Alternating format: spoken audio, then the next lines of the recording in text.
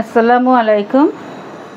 আজকে আপনাদের কাছে একটি নতুন রেসিপি নিয়ে আসছি। সেটা হচ্ছে কচু, যেটাকে বলা হয় পানি কচু।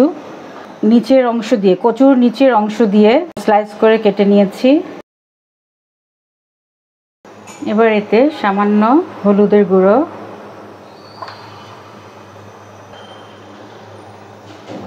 সামান্য লবণ দিয়ে কচুটাকে আমি ভালো করে মেখে নিব।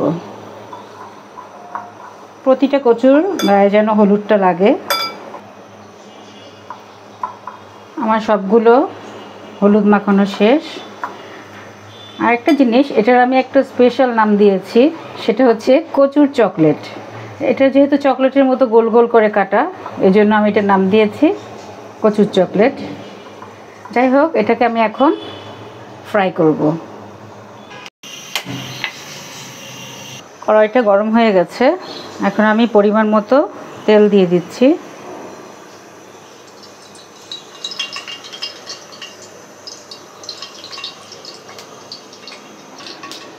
এখন আমি কচুগুলো দিয়ে দিচ্ছি।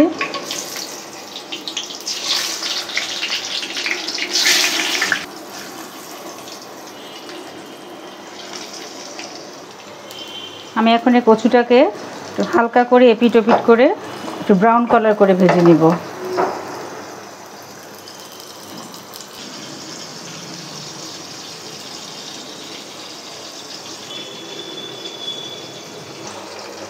এখন একটু উল্টে দিচ্ছি।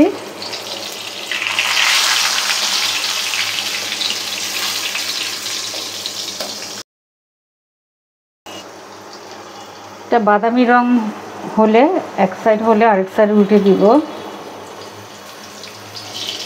আসলে এই রান্নাটা অন্যরকম একটা মজা, আর এটা খেতেও অনেক মজা হয়, বাচ্চারাও খুব পছন্দ করে। আমরা ছোটোবেলায় আমার মা রান্না করতো, খুব মজা হতো। জানি না আমারটা কেমন হয়, বাট মারা তো মাই স্পেশাল করে মজা করে রান্না করে। আমি চেষ্টা করেছি তার মতো করতে। দেখেন, আপনারাও করে দেখবেন, কেমন মজা হয় জানাবেন, কমেন্টস করবেন। আমি এখন এই একই তেলে দিয়ে দিচ্ছি পেঁয়াজ কুচি।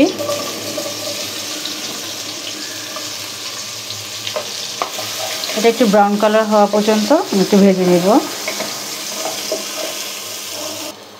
ঠিক এরকম একটা কালার আসলে আমি এতে দিয়ে দিব রসুন বাটা। এটাতে আপনারা কখনোই আদা বাটা দিবেন না, কচু যেহেতু, এই জন্য এতে রসুন বাটাই দিতে হবে। শুধু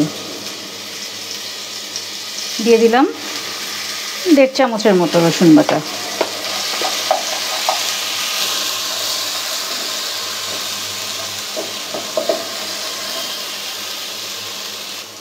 দিয়ে দিচ্ছি সামান্য পরিমাণ লবণ,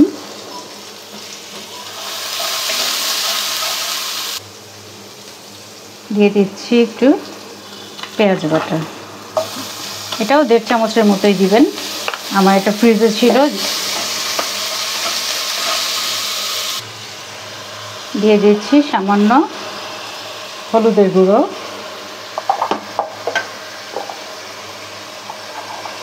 একটু ঝাল খেতে চাইলে মরিচের গুঁড়ো আমি দিয়ে দিচ্ছি 1.5 চা চামচের মতো। এখন এটাকে ভালো করে নেড়ে নিব। দিয়ে দিব 1 চা চামচ ধনিয়া গুঁড়ো, 1/2 চা চামচের মতো জিরা গুঁড়ো। এবার আমি এটাকে ভালো করে কষিয়ে নেব। দেব সামান্য পানি। এবার এই মশলাটাকে আমি খুব সুন্দর করে কষিয়ে নিচ্ছি।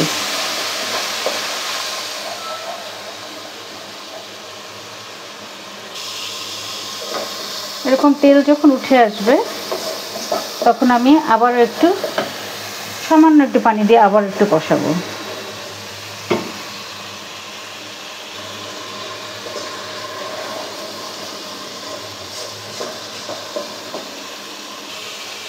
দেখুন, আমার তেল উঠে এসেছে মশলা থেকে। এখন আমি এটাকে ঝোলের পানি দিয়ে দিচ্ছি। পরিমাণ মতো দিবেন, যেন অনেক বেশিও না হয় কমও না হয়। আমি এখন এটাকে পানিটা গরম হওয়ার জন্য ঢেকে দিচ্ছি। আমি এখন এটাতে কচুগুলো দিয়ে দিচ্ছি।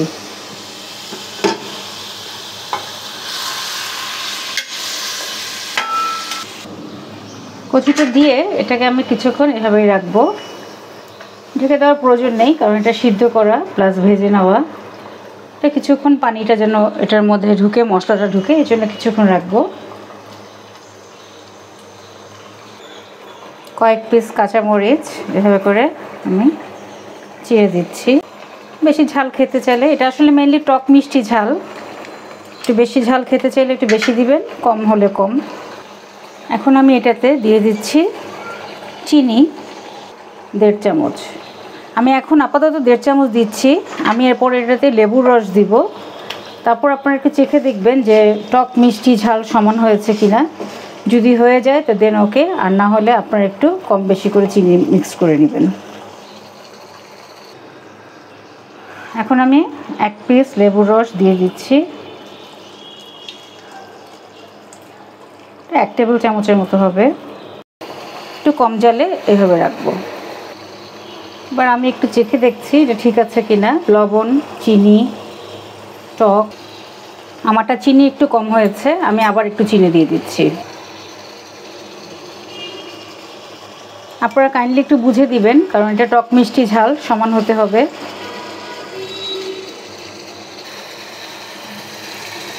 আমার এটা হয়ে গেছে। যখন দেখবেন একটু তেল উঠে এসেছে, মাখা মাখা হয়ে গেছে, তখনই বুঝবেন এটা হয়ে গেছে। আমার এটা ডান।